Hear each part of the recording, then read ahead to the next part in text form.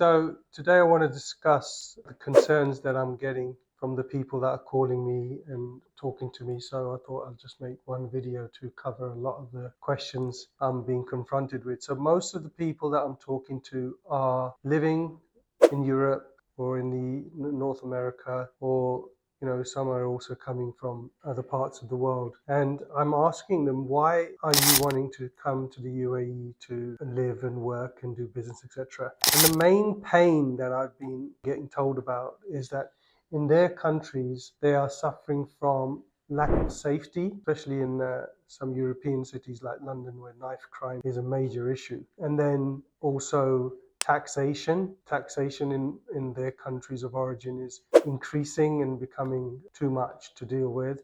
Inflation, the cost of livings in their countries is becoming difficult to survive with the high taxation and the lack of opportunity. Weather, the climate in their home countries is not as good as the climate in Dubai, and generally the standard of living has decreased where they are. So it's a combination of all the things we've mentioned, like safety and lack of opportunity and cost of living and high taxation, and generally the governments where they are not so much for the people. We won't say corrupt, but the governments are not so much for the people. So the people are finding it harder to make money, to get healthcare, to get good education, to have safe streets, and to be in a positive business environment. So these are the reasons that a lot of people are getting in contact with me with regards to coming and building a life and working and building a business in the UAE. And the reason why they're picking the UAE is because, first and foremost, the UAE government is a very fair and one of the few governments in the world, I'd say, that the leaders truly want good for their residents and their citizens. They actually want the residents and the citizens to do well, and they provide support for their residents and their citizens to do well, which is probably one of the main reasons why people are wanting to come to the UAE. Other than that, because those governments are good, they are building infrastructure to support the people that live and work here. So roads, hospitals, education facilities, airports, transport links, some of the best in the world here. And also a very low taxation policy, allowing the entrepreneur to do well, and a zero income tax policy. So whatever you earn as a worker, in the workforce, you get to keep 100% of it. Plus great healthcare and educational facilities and transport facilities, and a very positive business mindset. So because they want everybody to succeed, they are making it easy for things that can help the community to be adopted into the community, such as crypto and AI and technology. And they're very positive on all of these things, allowing the country to grow as a knowledge base. And also the UAE government is giving extended visas to people with knowledge. So people who are influencers, teachers, doctors, entrepreneurs, investors, these guys, they're getting lenient on being able to get long-term visas. So that's building a knowledge base and a community of people in the UAE that is only going to improve the value of the UAE, improve the business, improve the knowledge, improve the community. And generally that's all positive. And these are the reasons why people are looking to come to the UAE. So then the next question from them to me is how? How can they come to the UAE? What are the possible options to be able to come to the UAE? The first possible option is obviously to get a job. There's a lot of jobs in all sectors. And, that's just a process of job searching, which everybody knows how to do. The second thing that you can do, which is a low-cost option, is open a free zone company. And with a free zone or a DED company, which is inland, both of those allow you to then get a visa and sponsor yourself and sponsor your families. And opening companies in the UAE now will cost you anything from 15 to 30,000 dirhams, which is quite low cost, but there's a renewal fee. And then after that, the next way you could secure a visa here is by buying a property. If you buy properties to certain values, you get visas issued to you for you and your immediate family members, and even golden visas to those who purchase properties that are more than 2 million in value. You don't have to pay the whole 2 million up front to get that visa. I think you have to pay a third or a quarter of that value, and you can immediately apply for the 10-year golden visa. And for lower value properties, you get 2-year visas. So another way to get to the UAE is to invest in a property, which is why the property market is doing so well. And then thereafter, you can become an entrepreneur, start a business. We mentioned that you could get a license to get visas, but then to actually become a business owner, you can start businesses here in all sectors, whatever the sector is that you're experienced in. You can start those businesses here. And then that requires, whatever it is, the industry that you're in, whatever it requires, you'll have to do your own feasibility to open a business here.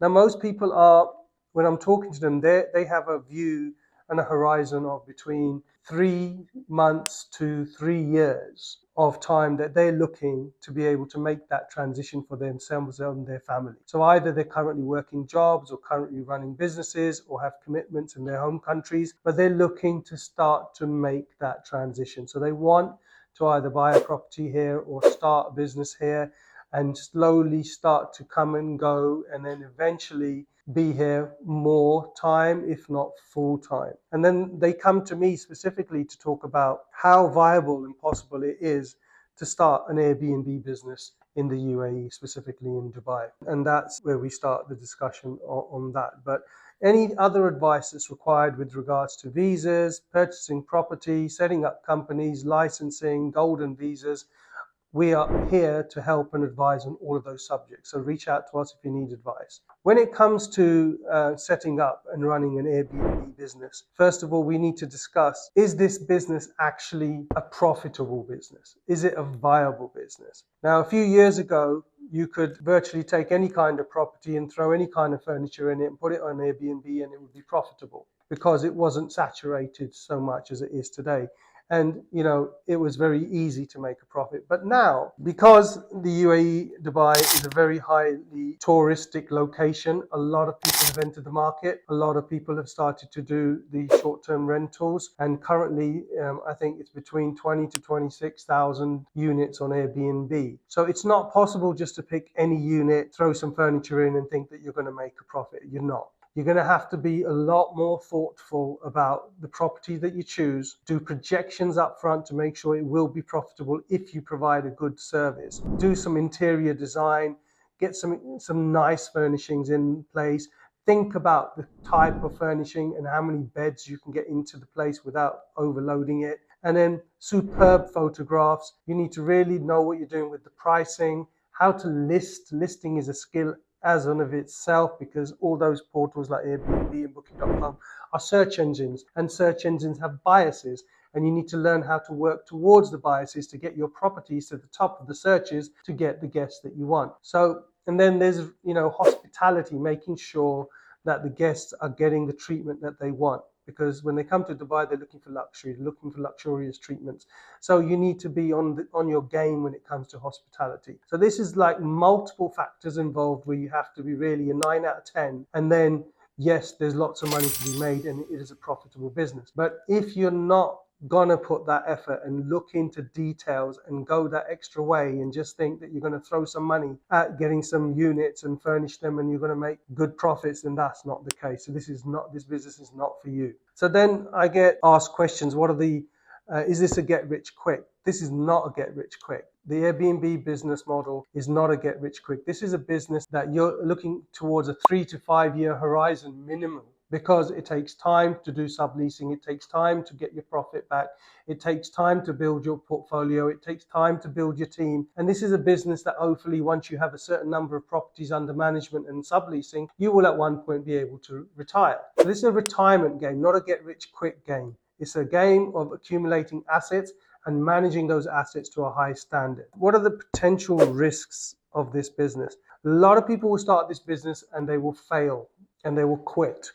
90% of startups fail within the first 3 to 5 years as it is. But the people that will fail are those that will not go into the attention to detail in making sure that they have the right knowledge and they know what properties that they're getting and how to manage those properties effectively. They will fail. So the major risks, other than the lack of skill set, is if the market becomes overly saturated, the prices will drop.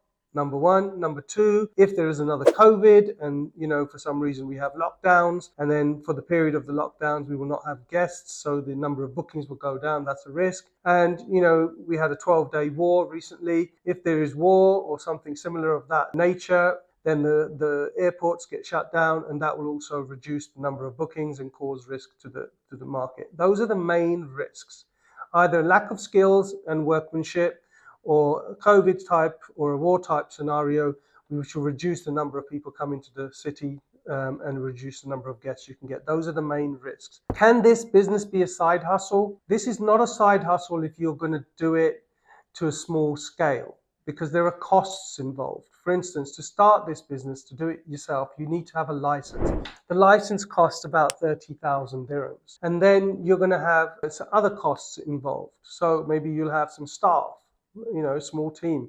Those are costs that you have to overcome. But having 1 unit, 2 units is probably not going to be profitable because of the costs that are involved. However, if you are somebody with a decent size investment, let's say you have $1 million, $2 million, $5 million, where you can get a number of properties and you can pay for a team and you've passed your break even, then yes, this business can be run remotely because you put a full team and infrastructure in place, and the number of properties producing you the returns is enough to be able to cover those costs and for you to be able to monitor from a distance and then come and go as and when needed. So at scale, this can be a side hustle. Just like somebody with a lot of money can buy a hotel, you can buy multiple properties or lease multiple properties to get large returns where a team is supported by the business, and it can become a side hustle. Other than that, if you want to do it on a smaller scale, let's say your scale is less than $1 million, less than 1 million dirhams, then the profit in this business is actually in the operations. So if you're going to spend that kind of money and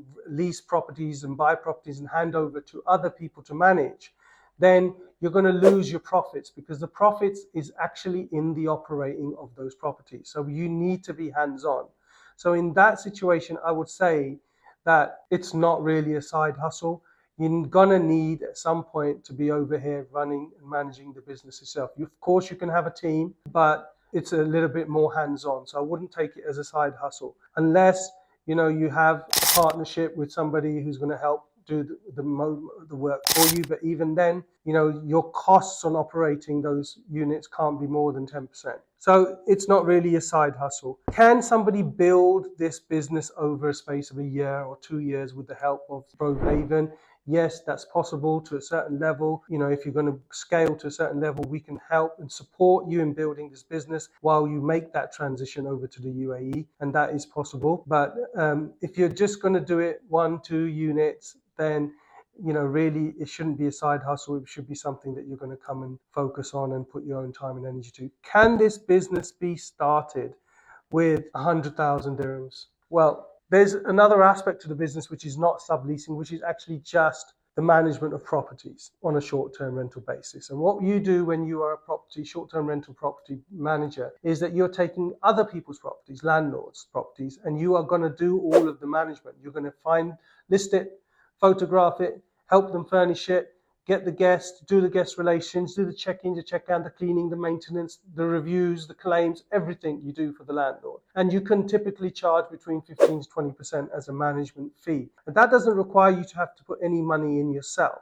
However, you do need to spend time and effort in acquiring those customers. And how do you acquire those customers? You can acquire customers by running ads, but ads are not cheap and it takes time to ramp up. The other way to be able to acquire customers is through friends, families, and through the agencies, the brokers network, which means you're going to have to network, pick up the phone, make calls, and do some hard work to get those units. Once you get to about 7 units under management, you're probably going to be earning about 10 to 15,000 dirhams a month in profit, which is okay for a sole trader, for somebody who just, doesn't want to work for anyone else, would like to earn that kind of money, for very little investment, mostly hard work and legwork. You can start this business. However, if you wanted to be doing subleasing, we don't recommend you start for less than 250,000 dirhams at a minimum. And we don't recommend doing smaller units because the difference between the long-term rent and the short-term rent is negligible, so you won't make a profit. So we advise, if you're going to do subleasing, at least $250,000. If you're just going to do management, yes, you can start for less than 100,000, but there's a lot of work involved. So my advice to people is that you should do a hybrid of the two.